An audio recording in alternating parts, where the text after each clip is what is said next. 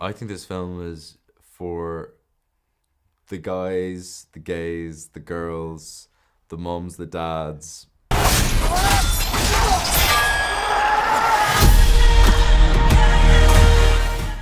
I think it's a given that straight men are going to come out and see this film in droves, but I think it's important to get the message out there that there's something for everyone here. Yeah. I wondered, why specifically do you think the girls and the gays are going to love this film? I think this film is for the guys, the gays, the girls, the mums, the dads. I don't know, I think that was true of the first film, weirdly. Like, people like it. It's definitely, the bros will love it as well, don't get me wrong, but I just think it's just entertaining. People want to see cinema on this scale. I think if you come, I'd be surprised if you'd be disappointed. Last year, Barbenheimer was a huge Yes. moment. This year, we're trying to get Glicked off the ground. Do you approve? I approve of, give it whatever title you want to give it. But just, I think it was an amazing thing for cinema in general.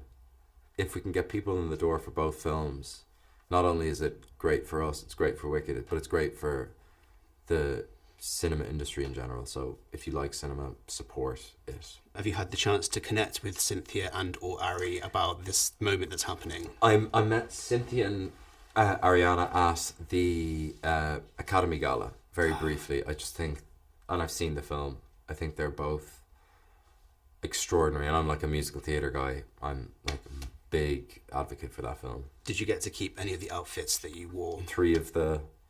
Got to keep one of each of the kind of battle armors. Don't know where to put them yet, so they're kind of in storage somewhere in the world, but it'll have a place for them. The skirt? The skirt, the cuirass, 3 of those. Was it weird trying it on at home? I haven't done that yet. I think for Halloween I'll go as myself and everybody will ridicule me. Yeah. Can you share something that you learned about acting from working with Pedro Pascal? Pedro's one of those amazing actors that can, like, he's able to, I actually learned, him and Daisy have a similar thing where they are able to pace themselves through the day.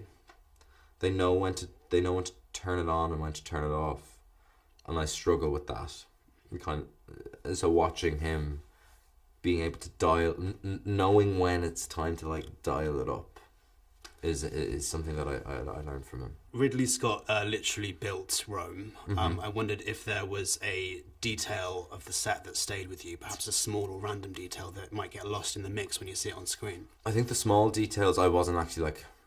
the detail of the cell that I was working in was just so beautifully constructed and kind of devised, and, like, engineering wise, everything was taken into consideration with, like, where we wanted the cameras to be in place.